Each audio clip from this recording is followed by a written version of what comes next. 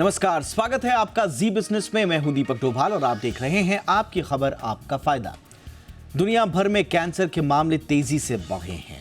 पिछले 30 साल में 50 साल से कम उम्र के लोगों में 80% तक की वृद्धि हुई है। ब्रिटिश मेडिकल जर्नल ऑन्कोलॉजी की स्टडी में यह सच सामने आया है। स्टडी में भारत सहित 204 देशों को शामिल किया गया। इस दौरान ब्रेस्ट, नाक और प्रोस्टेट कैंसर के मामलों में तेजी देखी गई है।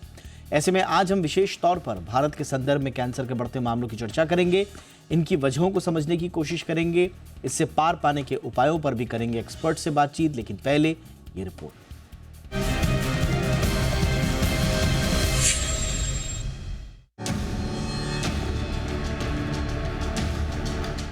दुनिया भर में कैंसर के बढ़ते मामलों ने भारत की भी चिंता बढ़ा दी है। ब्रिटिश मेडिकल जर्नल यानी BMJ ऑन्कोलॉजी की एक स्टडी के मुताबिक पिछले 30 साल में 50 साल से कम उम्र के लोगों में कैंसर के नए मामले तेजी से बढ़े हैं। ग्लोबल लेवल पर ये बढ़ोतरी 79% की है। ये आंकड़े वाकई परेशान करने वाले हैं। स्टडी के मुताबिक 1990 में जहां दुनिया भर में कैंसर के कुल मामले 18.25 लाख के करीब थे, जो 2019 तक बढ़कर 38.25 लाख हो गए। इस दौरान इस बीमारी से होने वाली मौत में भी 28% की बढ़ोतरी देखी गई। BMJ ऑन्कोलॉजी की एक स्टडी में भारत सहित 204 देशों और 29 प्रकार के कैंसर को कवर किया गया। डॉक्टर्स की माने तो पहले बीमारी के प्रति लोगों में आई जागरूकता और जांच की उपलब्धता के चलते कैंसर के मामले ज्यादा देखने को मिले हैं। स्टडी में ये भी कहा गया है कि 2019 में प्रारंभिक जांच के चलते 50 साल से कम उम्र की महिलाओं में ब्रेस्ट कैंसर के सर्वाधिक मामले देखने को मिले। लेकिन अगर पिछले 30 साल की बात करें तो करीब 2.25% की सालाना बढ़ोतरी के साथ नाक से संबंधित और प्रोस्टेट कैंसर के मामले सर्वाधिक आए। कैंसर से जुड़ी ये स्टडी भारत के लिए भी अलार्मिंग है। इससे पहले ICMR भी इसी साल मार्च में आगाह कर चुका है कि 2025 तक देश में कैंसर के मामलों में 13.25% की बढ़ोतरी हो सकती है। देश भर में 2020 में कैंसर के कुल मामले जहां 14 लाख के करीब थे, जो 2022 में बढ़कर 14,60,000 हो गए। ICMR के मुताबिक देश में सबसे ज्यादा मुंह और फेफड़ों के कैंसर के मामले सामने आए। वहीं महिलाओं में सबसे ज्यादा मामले ब्रेस्ट और गर्भाशय कैंसर के पाए गए। बेंगलुरु के ICMR national centre for disease informatics and research यानी ICMR NCDIR के मुताबिक 4 साल की उम्र के बच्चों में लिम्फोइड ल्यूकेमिया यानी ब्लड से जुड़े कैंसर होने का खतरा ज्यादा होता है। आखिर कैंसर क्यों डरावनी शक्ल लेता जा रहा है, ये जानना भी जरूरी है। दरअसल खराब खान पान, तंबाकू, स्मोकिंग और फिजिकल एक्टिविटी में आई कमी इसकी एक बड़ी वजह तो है ही, साथ ही बढ़ता प्रदूषण भी इसकी एक बड़ी वजह है। ब्यूरो रिपोर्ट, जी मीडिया। बहुत खास मेहमान इस वक्त हमारे साथ जुड़ रहे हैं आज की चर्चा के लिए। डॉक्टर उमा डांगी हमारे साथ हैं, कंसल्टेंट मेडिकल ऑन्कोलॉजिस्ट हैं फोर्टिस हॉस्पिटल में। डॉक्टर उमा, बहुत बहुत स्वागत है आपका मैम हमारे शो पर। और हमारे साथ हैं डॉक्टर रजत रतन, मेडिकल ऑन्कोलॉजिस्ट हैं, पार्क हॉस्पिटल में फिलहाल कार्यरत हैं। डॉक्टर रजत, आपका भी बहुत बहुत स्वागत है सर। डॉक्टर उमा, मैं आपसे ही चर्चा की शुरुआत करना चाहूँगा मैम। ये नंबर्स आपको चौंका रहे हैं। बिलो 50 कैंसर वाले मरीजों में जो इतनी वृद्धि हुई है, इसका कोई कारण आपको समझ में आ रहा है मैम? तो ये डेफिनेटली अलार्मिंग है कि इतना बढ़ रहा है, लेकिन अपनी लाइफस्टाइल जो है वो काफ़ी चेंज हुई है। आप देखेंगे कि पहले स्पेशली ब्रेस्ट कैंसर के बारे में बात करें तो स्त्रियों में शादियां जल्दी होती थी, बच्चे जल्दी होते थे। अभी स्त्रियां भी बाहर निकलती है काम के लिए, शादियां लेट हो रही है, सिंगल चाइल्ड का काफ़ी फैमिलीज़ में ये है। तो ये सब देखते हुए definitely there is an increase. बहुत सारी रीजंस हैं कैंसर की मात्रा बढ़ने के लिए। पोल्यूशन एक चीज़ है, जैसे पहले बताया कि बैड हैबिट्स यानी कि जो अपनी रहन सहन थी है, जैसे कि स्मोकिंग। आजकल के बच्चे भी स्मोकिंग में कॉलेज स्टूडेंट्स एंड ऑल हम लोग इतना सारा देखते हैं। तो टोबैको यूजेज, स्मोकिंग, ऑल ये सारी जो चीज़ें हैं ये कंट्रीब्यूट करती हैं I think increase risk of cancer के लिए। एब्सोल्युटली। डॉक्टर रजत, एक थ्योरी ये भी कहती है सर कि क्योंकि स्क्रीनिंग अब ज़्यादा हो रही है, ज़्यादा लोग अब डायग्नोस हो रहे हैं, ज़्यादा लोगों के मामले रिपोर्ट हो रहे हैं, इसलिए भी हम कैंसर जैसी बीमारियों के मामलों में सर्च देखते हैं। तो ये रिपोर्टिंग ज़्यादा हो रही है या सर ये बीमारी ही ज़्यादा फैल रही है?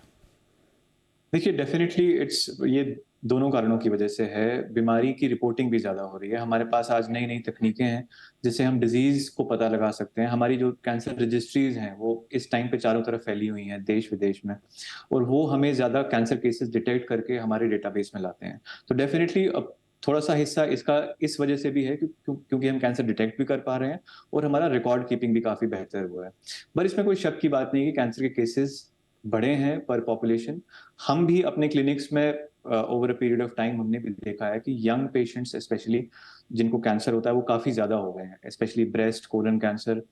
हम एक एग्जांपल अगर मैं आपको दूंगा तो मेरे पास एक 24 साल की मीना है, एक 22 साल का लड़का है जिसे कोलन कैंसर है।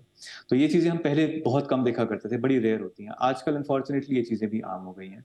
तो टू आंसर योर क्वेश्चन, दोनों चीज़ें इसमें हमें बता रही हैं कि कैंसर के एक तो डायग्नोसिस भी ज़्यादा हो रहा है, हमारी रजिस्ट्रीज भी हैं, वो भी हमें बता के दे रही हैं कि हाँ, इतने कैंसर के केसेज़ हैं, जो पहले इतना नहीं होता था।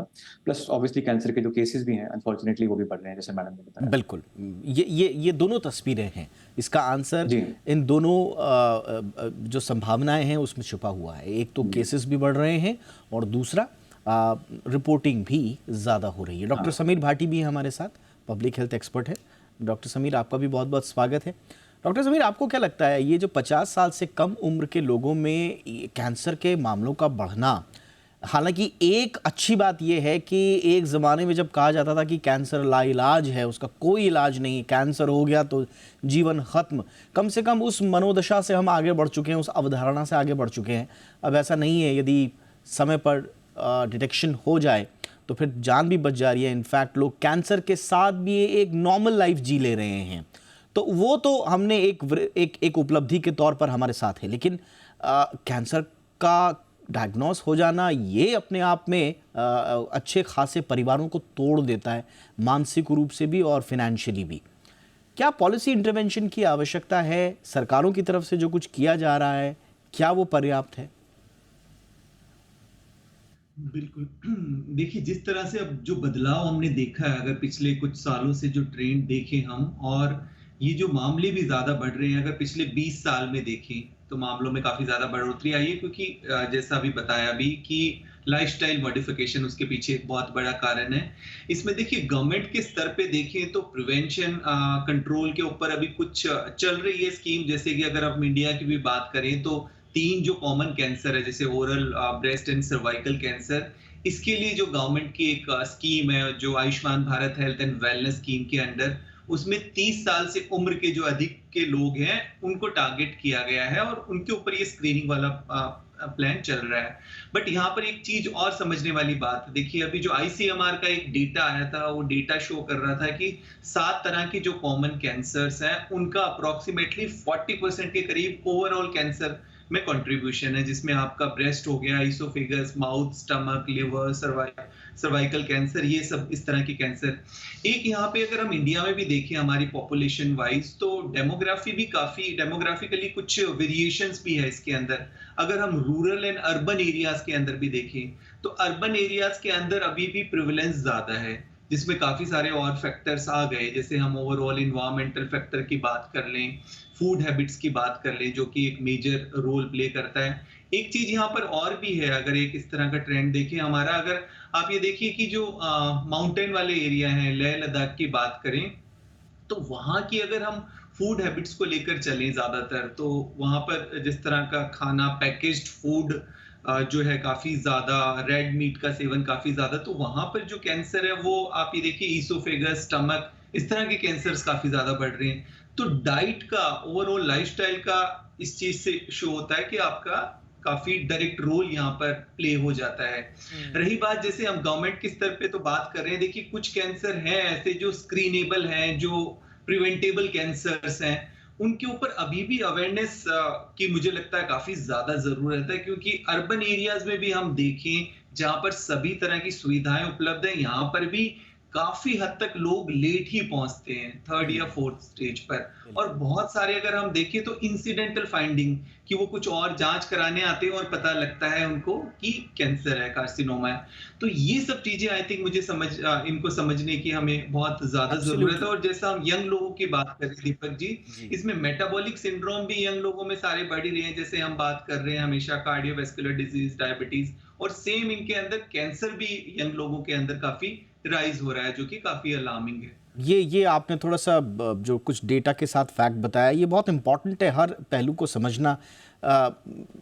डॉक्टर उमा, एक फैक्टर बहुत इंपॉर्टेंट ये कहा जा रहा है कि जैसे जैसे हमारी लाइफस्टाइल या कहें कि हम तरक्की की ओर आगे बढ़ रहे हैं, जो एक्सपोजर टू द कार्सिनोजेंस है वो ज़्यादा हो रहा है। हमारा कार्सिनोजेंस की तरफ हम लोगों का एक्सपोजर हर तरफ से है।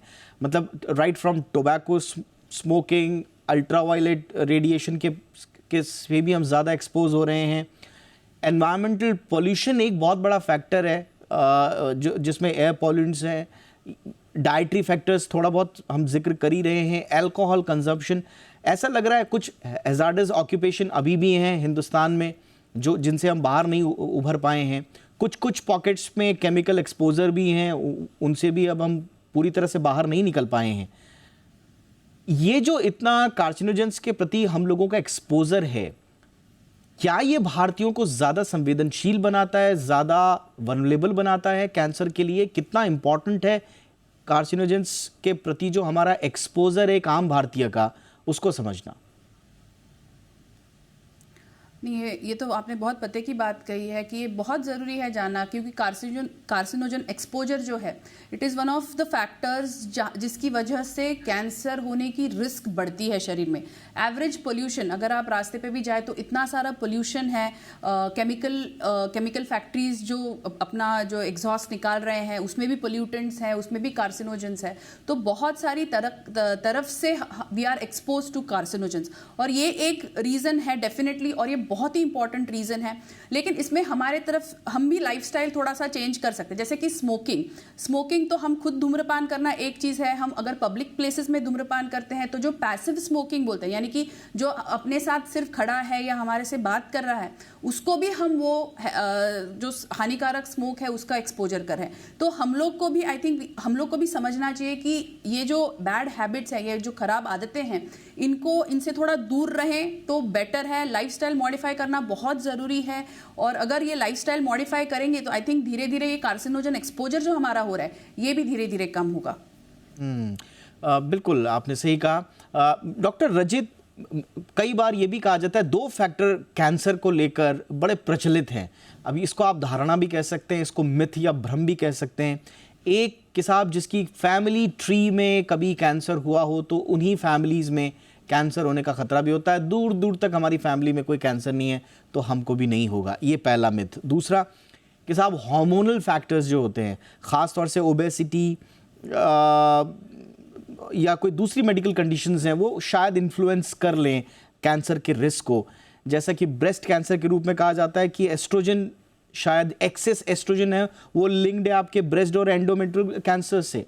ये धारणाएं जो हैं लोग पहले से पाल के रखते हैं और फिर इसके इर्द गिर्द अपना लाइफस्टाइल बुनते हैं कि हम तो साहब सेफ जोन में हैं या हम तो बहुत ज़्यादा रिस्क जोन में हैं। ये जो पहले से अपने से लोग जो धारणाएं बना देते हैं, इस पर आप क्या कहेंगे? और क्या वाकई में ये ऐसा होता है कि हार्मोनल या फिर आपका जो आनुवांशिक स्थिति है वो तय करेगी कि आपको कैंसर होगा या नहीं?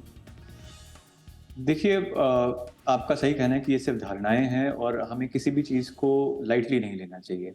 जरूरी नहीं है कि आपके घर परिवार में या फैमिली ट्री में किसी को कैंसर नहीं रहा हो और आपको नहीं होगा, क्योंकि हमारा एनवायरनमेंट और हमारे जो पूर्वजों का एनवायरनमेंट था वो काफी डिफरेंट है। आपके दादाजी जिस माहौल में पले बढ़े थे, हम उस माहौल में नहीं पले बढ़े, हमारा माहौल एकदम डिफरेंट है। जैसे मैडम ने बताया, कार्सिनोजन एक्सपोजर हमारा एकदम डिफरेंट है। तो ऐसा कई बार पाया गया है कि फैमिली में कैंसर आता है और वो पहला कैंसर होता है। और कई बार ऐसा भी पाया गया है कि फैमिली में जो कैंसर आया है, जो दूर आसपास किसी और को नहीं था, लेकिन जब आप उसका जेनेटिक एनालिसिस करते हैं तो पता लगता है कि ये एक्चुअली में हेरिडिटरी कैंसर था।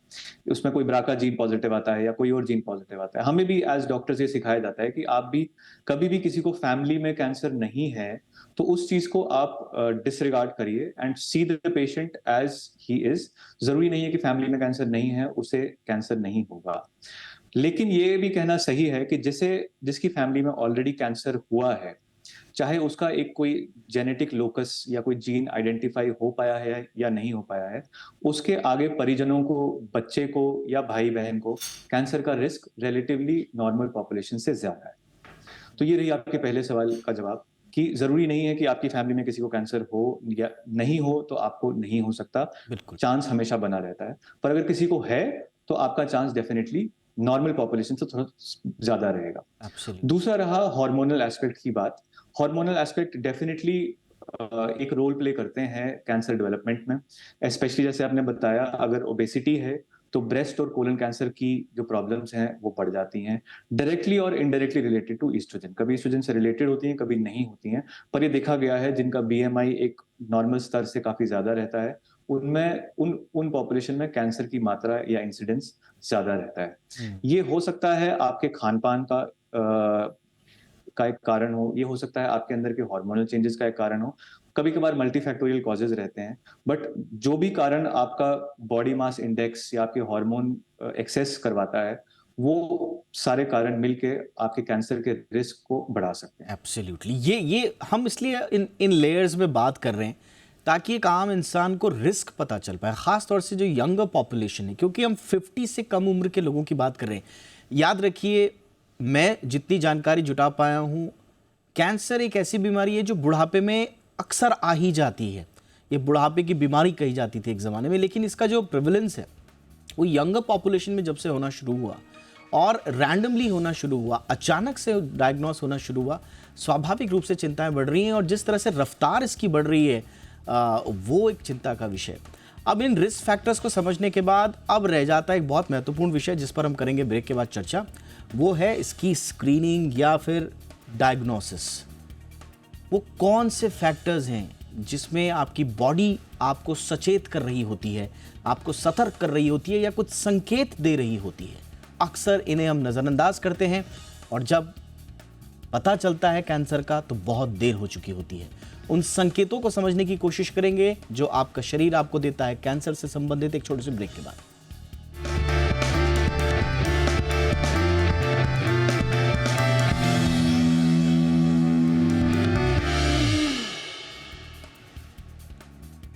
ब्रेक के बाद आपका स्वागत है। डॉक्टर भाटी, ये डिले डायग्नोसिस एक ज़माने में इसको तो सबसे बड़ा कारण माना जाता था, लेकिन आजकल ये कहा जाता है कि जैसे जैसे लोग अवेयर हो रहे हैं, रेगुलर टेस्टिंग भी कराने लगे हैं, स्वाभाविक रूप से जो आपने एक्सीडेंटल डायग्नोसिस की बात करी कि कई बार किसी और चीज़ का टेस्ट कराने चले गए, पता कुछ और चला, फिर फर्दर टेस्ट किए तो कैंसर निकला, ये भी कई बार हो जाता है। तो क्या आपको क्या लग रहा है, ये डिले डायग्नोसिस का इशू जो है वो ख़त्म हो चुका है या अभी भी लोग उतने जागरूक नहीं हैं डायग्नोसिस को लेकर? नहीं, अभी भी उतने जागरूक नहीं है और अभी भी अपने आप से नहीं कराने आते टेस्ट। कई बार जो सिम्टम्स होते हैं, लक्षण होते हैं, उसको तो इग्नोर करते ही हैं, पर नॉर्मल स्क्रीनिंग भी उतनी ज्यादा प्रचलित नहीं है। अगर हम बात करें, आमतौर पे लोग प्रिवेंटिव टेस्ट कराने आते हैं। एक्चुअल में प्रॉब्लम यहाँ पर क्या होती है कि कोई भी टेस्ट कराता है अपने प्रिवेंटिव, तो जो एक प्रोसेस है टेस्ट कराने का, वो प्रोसेस ठीक से कई बार लोग क्योंकि अवेयर नहीं होते तो वो समझ नहीं पाते हैं। क्योंकि किसी भी तरह की कैंसर स्क्रीनिंग कराने से पहले जरूरी होता है आप किसी एक्सपर्ट से मिलेंगे, आप डॉक्टर से मिलेंगे, तो वो थोरोली आपका हिस्ट्री लेगा, सब कुछ इवेलुएट, आपकी लाइफस्टाइल देखने के बाद आपकी एज के हिसाब से आपको कोई टेस्ट एडवाइस करेगा कि आपको कैंसर स्क्रीनिंग कराने की जरूरत है कि नहीं। आमतौर पे देखिए, स्क्रीनिंग टूल अवेलेबल है। स्क्रीनिंग तब करा सकते हैं जब आपको सिम्टम ही नहीं है, आप नॉर्मल हेल्दी पर्सन है, आपको स्क्रीनिंग कराना है, उसका तब फायदा है। जैसे मेमोग्राफी जरूरी है, रिकमेंडेड है कि फीमेल्स को 40 की एज के अंदर एक बार मेमोग्राफी टेस्ट ब्रेस्ट कैंसर जो कि काफी ज्यादा अभी प्रिवेलेंस है। और हमेशा 70% के करीब जो ब्रेस्ट कैंसर डिटेक्ट होते हैं वो थर्ड स्टेज के अंदर डिटेक्ट होते हैं। तो इसलिए बहुत ज्यादा जरूरी है कि जब हम स्क्रीनिंग की बात कर रहे हैं तो मेमोग्राफी वहां जरूरत है। हाँ देखिए, आपका जो सर्वाइकल कैंसर है उसमें अभी कंपैरेटिवली थोड़ा ड्रॉप आया है, बट ब्रेस्ट कैंसर बढ़े हैं। वो इसीलिए कि पैप स्मीयर की जो स्क्रीनिंग है अभी वो सरकारी स्तर पे भी काफी ज्यादा बढ़ी हुई है। तो स्क्रीनिंग, यहाँ पर स्क्रीनिंग का रोल आ जाता है। कोलोरेक्टल कैंसर जिस तरह से बढ़ रहे हैं, तो वहाँ बाहर अगर हम देखें विदेशों में, तो वहाँ गाइडलाइंस बनी हुई है कि एक पर्टिकुलर एज के बाद आपकी कोलोनोस्कोपी, सिग्मोइडस्कोपी ये सब होते हैं। तो इस तरह का टूल अवेलेबल है जो अर्ली डिटेक्ट कर लेते हैं। प्रोस्टेट कैंसर का जैसा अभी इनिशियल रिपोर्ट में आपने बताया कि वो भी बढ़े हैं, तो उसको भी हम अर्ली डिटेक्ट कर सकते हैं। Digital rectal examination, PSA test, इस तरह के टेस्ट है। लंग कैंसर में भी जैसा स्मोकर की जो पॉपुलेशन है उसमें LDCT chest, low dose CT scan lungs का किया जा सकता है, क्योंकि जो टोबैको रिलेटेड केसेस है, बेसिकली पूरा ओवरऑल कंट्रीब्यूशन देखें तो 27% के करीब आपका तंबाकू के सेवन से होता है। हम सिगरेट स्मोकिंग के लिए तो काफी कैंपेन चलाते हैं बात, पर ओवरऑल यहाँ टोबैको की बात आ जाती है, क्योंकि जब तंबाकू की बात करते हैं तो वो अप्रोक्सीमेटली 13 तरह के कैंसर कॉज करता है। इसके अलावा वो आपकी लाइफस्टाइल डिजीज, तो कार्डियोवास्कुलर डिजीज, ये सब चीजें तो कॉज करता ही करता है। इसके अलावा जेनेटिक प्रोफाइलिंग टेस्टिंग भी अवेलेबल है, जैसा हम बता रहे थे कि आपका अगर जेनेटिक प्रिविलेंस है तो उस तरह के टेस्ट भी अवेलेबल है। पर टेस्ट कभी भी अपने आप से कराने का कोई आपको बेनिफिट होगा नहीं जब तक आप किसी एक्सपर्ट से मिलके वो आपकी पूरी हिस्ट्री ना जान ले। तो उसके बाद राइट स्क्रीनिंग और राइट प्रिवेंटिव टेस्ट कराना बेहतर है। एब्सोल्युटली, ये आपने बहुत इंपॉर्टेंट पीस ऑफ इंफॉर्मेशन दी कि किस तरह के टेस्ट अवेलेबल हैं। डॉक्टर उमा, एक सामान्य व्यक्ति को खास तौर से कहा जाता है कि 30 साल की उम्र के बाद तो आपको रेगुलर टेस्ट कराने होने चाहिए। पर्टिकुलरली अगर कैंसर पर हम फोकस करें, कैंसर से बचाव या राइट टाइम पर उसका डायग्नोस हो जाए, क्या कौन कौन से ऐसे टेस्ट हैं या क्या ऐसा करना चाहिए एक आदमी को कि वो समय रहते, पहले तो दूर रहे और नहीं तो समय रहते उसकी पहचान हो जाए? तो दो प्रकार होते हैं इसमें भी, कि एक है कि आप जैसे आप अनुवंशिक कैंसर्स के बारे में बात कर रहे थे, तो उसमें भी हम डिसाइड करते हैं कि भाई किसकी रिस्क कितनी है। अगर आपको कोई हेरिडिटरी रिस्क है या कोई जेनेटिक फाइंडिंग है तो फिर आपकी जो स्क्रीनिंग है वो अर्लियर एज पे हमको शुरू करनी होती है। अगर आप एवरेज रिस्क पे है तो आपकी स्क्रीनिंग हम थोड़ा लेट भी शुरू कर सकते हैं। तो जैसे डॉक्टर साहब ने कहा कि जैसे mammography for breast cancer, digital rectal examination और PSA की test for prostate cancer, pap smear cervical cancer के लिए और कोलोनोस्कोपी कोलन कैंसर के लिए, ये सारी हम कर सकते हैं। इसके अलावा क्या होता है कि स्क्रीनिंग के हम हर महीने तो स्क्रीनिंग नहीं कर सकते, तो स्क्रीनिंग जो करना है उसके बीच में जो पीरियड है उसमें भी कभी कभी कोई लक्षण या कोई सिम्टम आपको समझ में आ सकते हैं। और ये अगर लक्षण आपको दिखे तो आपको फौरन डॉक्टर के पास जाना है। ऐसा नहीं कि हाँ मैंने तो स्क्रीनिंग करा था और अभी तो मेरे को होना नहीं, सब टेस्ट नेगेटिव थे तो अभी नहीं हो सकता। सो ये जो विजिलेंस है ये थोड़ा हमको भी रखना ज़रूरी है, पेशेंट्स को रखना ज़रूरी है। तो इसमें मेन है कि अगर सिम्टम्स, कॉमन सिम्टम्स, अगर स्पेशली आप अगर तंबाकू का सेवन कर रहे हो और अगर कोई अल्सर है जो ठीक नहीं हो रहा है तो डॉक्टर के पास जाना है, उसकी बायोप्सी लग सकती है। ब्रेस्ट में अगर स्तन में लंप है या गठान है, और महिलाओं में ये गठान जब शुरुआत होती है तब इसमें दर्द नहीं होता, और जब दर्द नहीं होता है तो इसकी वजह से क्या होता है कि महिलाएं उसको देखती नहीं या ध्यान नहीं देती क्योंकि दर्द नहीं है। तो ये जो सिम्टम्स है ये इनिशियल सिम्टम्स होते हैं। कोई भी सिम्टम जैसे कि खांसी में खून आना या खांसी या गला बैठ जाना जो एकदम 15 से 20 दिन या महीने से ऊपर अगर ठीक नहीं हो रहा है ट्रीटमेंट के बावजूद, तो डेफिनेटली इसकी जांच करनी चाहिए, इसका टेस्टिंग होना चाहिए, ताकि अगर कोई भी कैंसर ऐसा हो तो इसको हम जल्द से जल्द डिटेक्ट करें। तो कोई भी सिम्टम को इग्नोर नहीं करना चाहिए, उसको तुरंत डॉक्टर को जाके दिखाना चाहिए। एब्सोल्युटली। डॉक्टर रजित, और एक चीज़ और है जो मैम ने अभी कही कि एक तो बिल्कुल डरना नहीं, आपको जाके सीधा दिखाना है, और समय पर अगर आपने दिखा दिया तो मैं पढ़ पा रहा हूँ, मैंने बहुत सारे लोगों से बातचीत भी की, आप जैसे गुणीजनों से, कि बहुत सारे कैंसर्स ऐसे भी हैं जिनको मैनेज करना बड़ा कई बार आसान भी हो जाता है। अर्ली डिटेक्शन हो गया तो ब्रेस्ट कैंसर ही हमारे पास है, उसका जो सर्वाइवल है यहाँ तक कि इसको क्योर्ड भी कंसिडर किया जा सकता है कई मामलों में। इसी तरह से थायराइड कैंसर है, टेस्टिकुलर कैंसर है, स्किन कैंसर है कई तरह के जो खासतौर से नॉन मेलानोमा वाले हैं। प्रोस्टेट कैंसर के बारे में कहा जाता है कि वो बहुत स्लो ग्रोइंग है। तो कैंसर डिटेक्ट भी हो गया, उसके बावजूद उसको अच्छे से मैनेज करके एक लॉन्ग लाइफ जिया जा सकता है, एक नॉर्मल लाइफ। सर, ये भी समझना होगा। जी हाँ, ये बड़ा इंपॉर्टेंट एस्पेक्ट रहता है कैंसर के ट्रीटमेंट का। सबसे पहले तो जब भी कैंसर किसी को डिटेक्ट हो तो उसमें ट्रीटमेंट लेने के लिए कोई हिचक नहीं होनी चाहिए। आपको सबसे पहला फेज होता है कि मुझे कैंसर नहीं है, ये रिपोर्ट गलत है, और उसी चीज को लेके आप उसे लंबा खींच लेते हैं। कभी कभार हमारे क्लिनिक्स पे भी पेशेंट आते हैं कि 4 महीने पहले कैंसर डिटेक्ट हुआ था लेकिन हमने कोई ट्रीटमेंट नहीं करवाया, हमें लगा था नहीं हुआ, फिर हमने ये टेस्ट करवाए। तो सबसे पहले कि इंपॉर्टेंट ये रहता है कि आप ट्रीटमेंट के लिए एडवाइस जल्दी लें, और जो भी आपको डॉक्टर कहता है उसे जरूर फॉलो करें। आप सेकंड ओपिनियन भी ले सकते हैं, थर्ड ओपिनियन भी ले सकते हैं, लेकिन टाइम ड्यूरेशन इसमें बड़ा इंपॉर्टेंट रहता है। और इसमें इंपॉर्टेंट ये चीज रहती है कि जो आपका ट्रीटमेंट होता है, अगर अर्ली स्टेज पे आपका ट्रीटमेंट है तो ऐसा भी हो सकता है कि कई मोडालिटीज, कई ट्रीटमेंट आपको जरूरत नहीं पड़े। जैसे फॉर एग्जांपल हम ब्रेस्ट कैंसर लेते हैं, अगर बहुत अर्ली ट्यूमर रहता है और उसके कुछ फेवरेबल फैक्टर्स रहते हैं तो ऐसा भी हो सकता है कि केवल सर्जरी और लोकल रेडिएशन देके आप उसका हल कर पाएं और आपको कीमोथेरेपी की जरूरत ना पड़े। कभी ऐसा भी हो सकता है कि एक छोटा सा टेस्टिकुलर कैंसर है, जो एक टेस्टिस में स्वेलिंग थी, उसकी सर्जरी हो जाए और आगे कीमोथेरेपी की जरूरत ना पड़े, आगे बस आप उस पेशेंट को फॉलो पे रखें।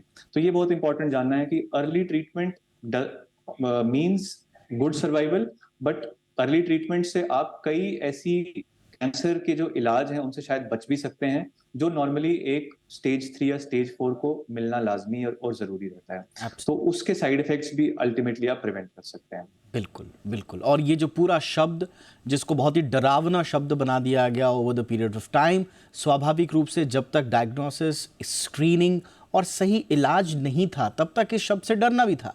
लेकिन अब इस शब्द से डरने की नहीं बल्कि लड़ने की आवश्यकता है, ज़रूरत है जागरूकता की। अगर आप जागरूक हैं, सतर्क हैं, कैंसर आपको छुएगा भी नहीं। खुदा ना खास्ता कैंसर आपके जीवन में किसी रूप में प्रवेश कर भी गया तो आराम से उसको मैनेज भी किया जा सकता है और कुछ केसेस में उसको क्योर भी किया जा सकता है। ये हमें बात नहीं भूलनी है। तो इसलिए जितनी जल्दी हो सके इसका डिटेक्शन बहुत ज़रूरी है। हर कोई इस मामले में सतर्क रहे। बहुत बहुत शुक्रिया डॉक्टर उमा डांगी, आपने वक्त निकाला ma'am. Doctor Rajit Ratan, thank you so much sir वक्त निकालने के लिए। डॉक्टर समीर भाटी, बहुत बहुत शुक्रिया सर आपका भी शो में आने के लिए। आपकी खबर आपका फ़ायदा में इतना ही, इजाज़त दीजिए, नमस्कार।